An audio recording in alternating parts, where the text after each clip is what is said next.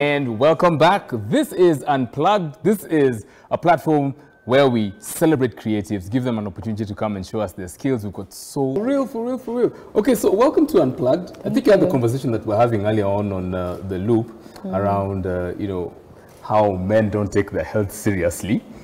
How are you staying fit during quarantine? Like, what are you doing, Xenia? Have you seen how she looks? Like, am I staying fit? You look like you work out 20 times a day. No, no. I mean, the most I do is dance. Okay. But that even, like, I was doing it a lot at the beginning of COVID quarantine, and then that even slowed down. So what I've been doing more of is writing. So it's here and there. Of course, and we're here to talk about your EP. Yes. And, some of the amazing work that you've been doing. But let's first get to know who Xenia Manasseh is. You're a singer, songwriter, producer. Is there anything that you have not done? Because, like, you are all over the place. Well, I'm not a producer. Yeah. But I want to be. Well, I mean, that's how you start. That is how you start. Something about, That is how you start. But, okay, so correct me if I'm wrong, because, like, I guess a producer is somebody who does the arrangement of music, right? So you're the one who tell, like, Andrew over there, like, play E flat, and somebody else play something. Yeah, so I haven't had any of those sessions in a long time, especially because the main producer that I work with, he doesn't live here. So what I've been doing mostly since I'm back is like listening to beats. Other than that, sometimes I stay on the phone with him like all night and we'll make a beat together from scratch. But what I did start tapping into was engineering, like learning how to mix my vocals. Sound engineering. Yeah. Okay. So that one, yeah. Okay. And your musical journey is really interesting because you started playing keyboard as young as when you were in kindergarten. So tell us about that. Like, was that just an instrument you were naturally drawn to? Was it the only one in the house? Like, how did that come about? Actually, there is a piano in the house, and I believe, my mom plays, her dad plays, my mom's sister plays. They all did the ABRSM exams.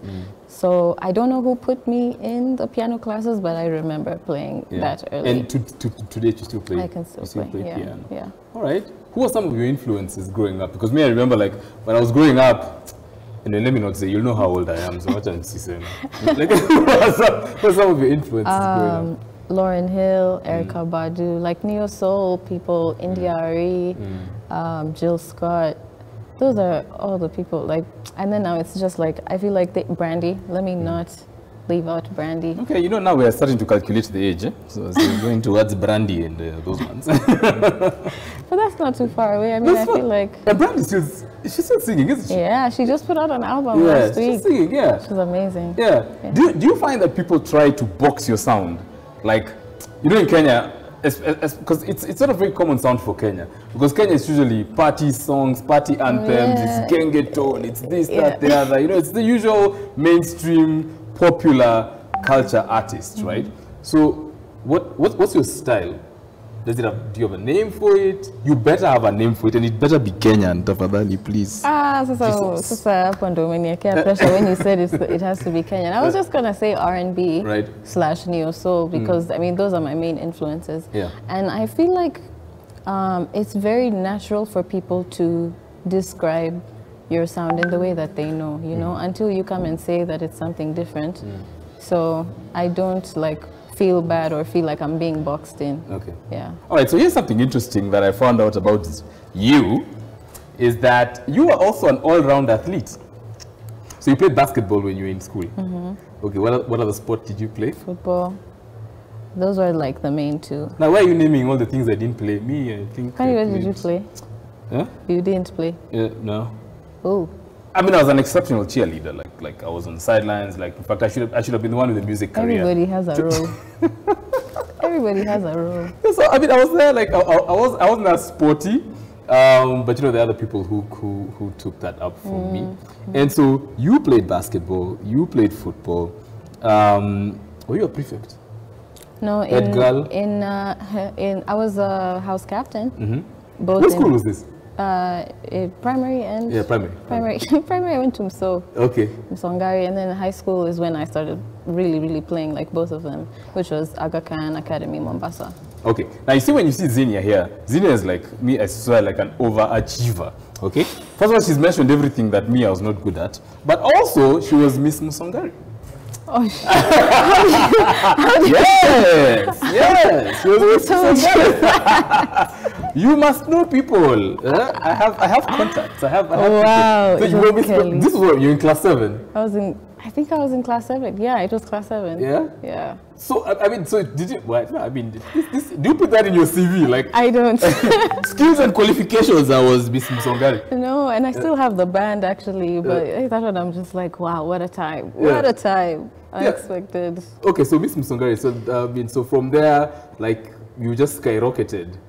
No. It was like Miss Msongari and then like back to normal life and then uni and then after uni and then like, okay, now we're like. Yeah. Okay, so because you are formally trained in music, right? And you went to Berkeley. And so what informed your decision not to, you know, be trained locally, you know? I was just go and intern with Kamaru, like, you know, like, I mean, like, you know, apprenticeship. No, I was just taking a risk, honestly, because I spent the whole of high school, you know, working towards doing law. And I was trying to fit the music in by doing entertainment law. But then when it was time to apply to uni, I just applied to 2 music schools. And I got into both of them and I was like, okay. There you go again. You, how many schools did you apply to and they didn't even get back to you? But I only applied to 2. That's risky. Yeah, okay, but I mean, Berkeley is like, you know, when you talk about music schools, like it's really way up there. It's like, you know, the heaven when it comes to music. Yeah, how long were you there for? 4 years. Okay. Yeah. And when you got there, was there like culture shock, you know, coming from like a Kenyan education system to... I just was so amazed that I was around people that like did music every day, all the time. So I was just like, oh my God, I fit in. It's like, I'm not crazy. People do it too.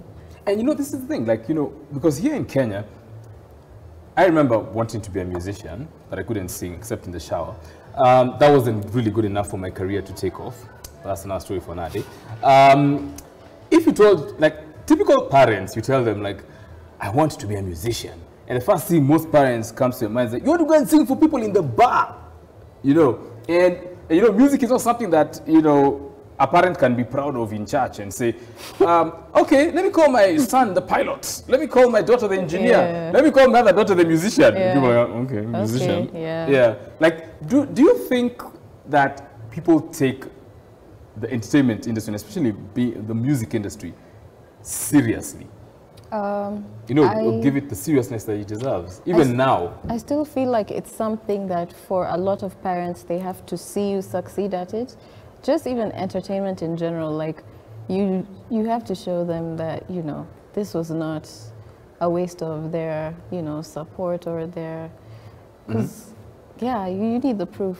Okay. But I think, you know, the more, like, I feel like for me, because this music thing is working out, like it's easier for like my siblings or my cousins to now say that they also want to do the same thing, because at least there's proof that, okay, this has worked. They just try to be protective and they want us to do what they've seen that worked. Okay. So okay, and you're the eldest.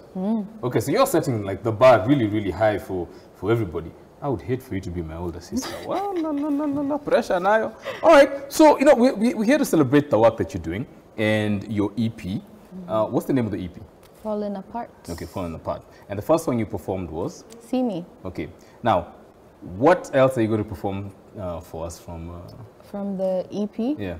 Actually, nothing else from the EP. Okay. Yeah, we just picked two other originals of mine and a cover. Okay.